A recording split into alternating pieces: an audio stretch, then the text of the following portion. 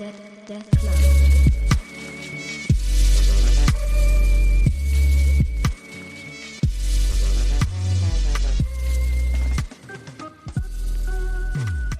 Hey everybody, welcome back to the podcast. Danny here. It's going to be a short one today as we're diving in to the gritty, action-packed series Abara.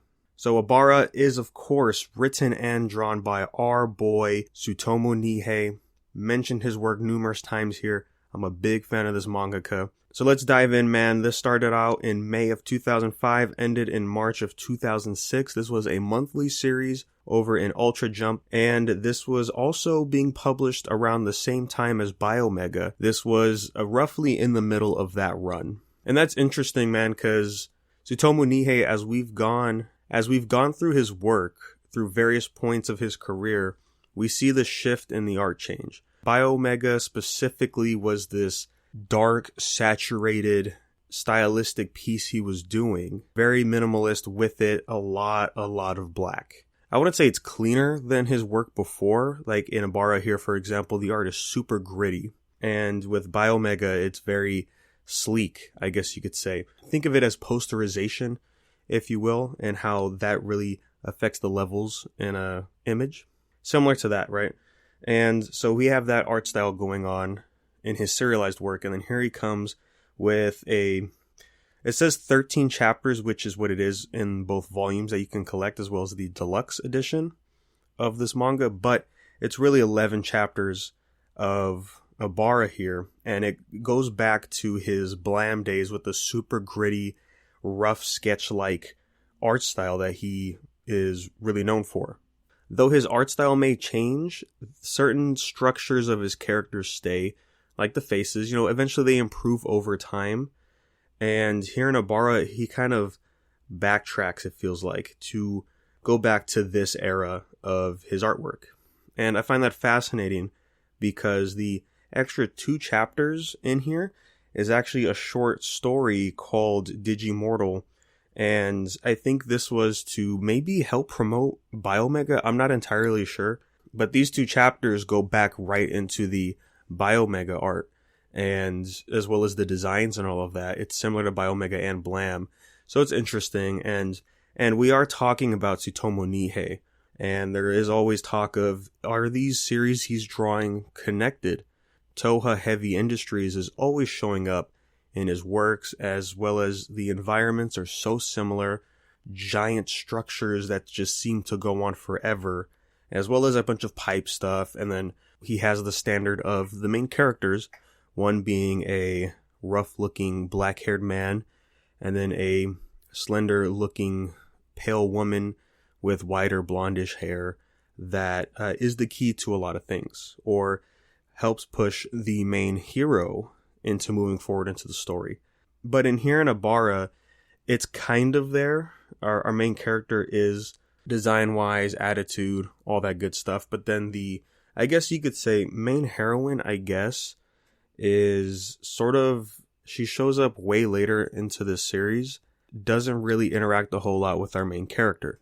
Which part of it, I guess, has to be that the fact that we only have 11 chapters. There's really not a whole lot to dive into with this series. So same basic structure from his other series. This is set in the very distant future of Earth, and humanity is living, scraping by in this bizarre sci-fi environment that they find themselves in. Our main character, Kudo, is just working. He's your average Joe, but it turns out he's not. He's a special person that can fight and deal with these creatures called the Ganas, which are these white parasitic things that are just here to get rid of humanity, pretty much. They mutate, they do a lot of killing, and that's all they're known for. However, they are invisible, and humanity doesn't really know about them yet. There is a special force in the government that focuses on taking out the Ganas, and one of their countermeasures are these things called Black Ganas, which are a different faction of them, and Kudo is one of them. He can transform into this amazing design of armor.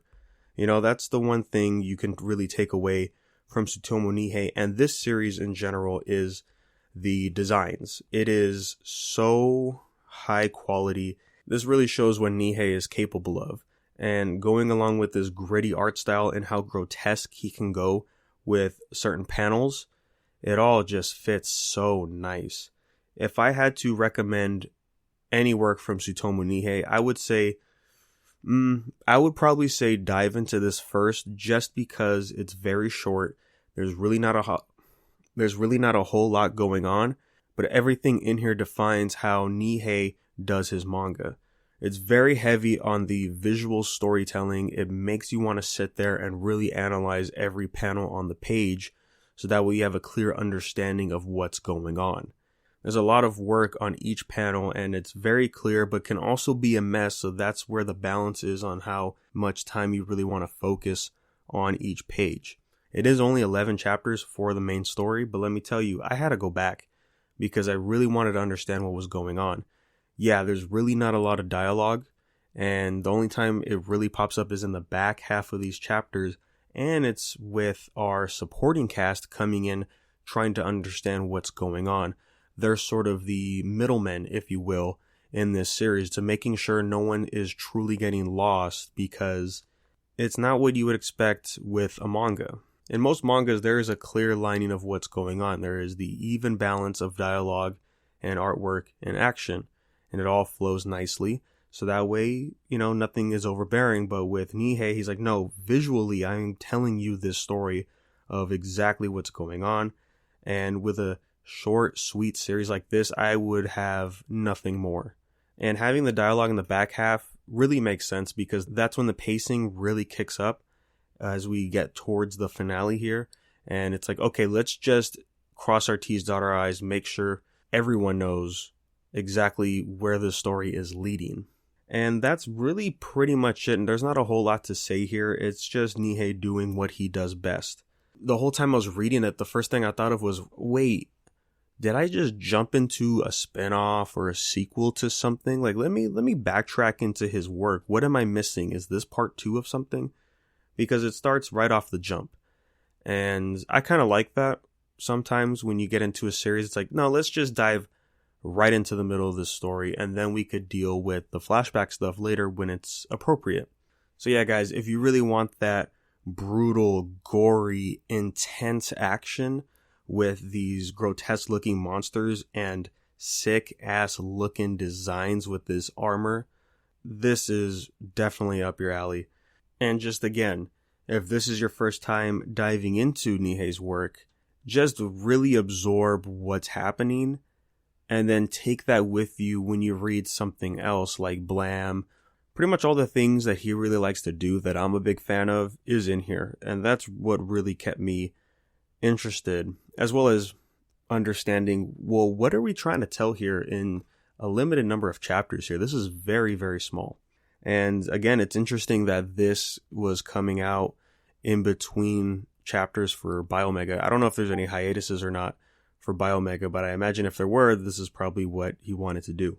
So yeah, guys, go check it out. It's just a great time overall. And plus, it looks so badass.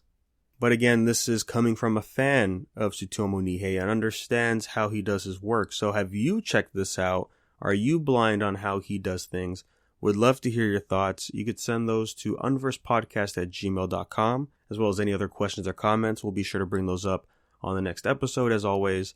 And then you could follow us on social media at unversepodcast anywhere you go, and we'll let you know when those episodes drop. So thank you guys, and we will catch you on the next one.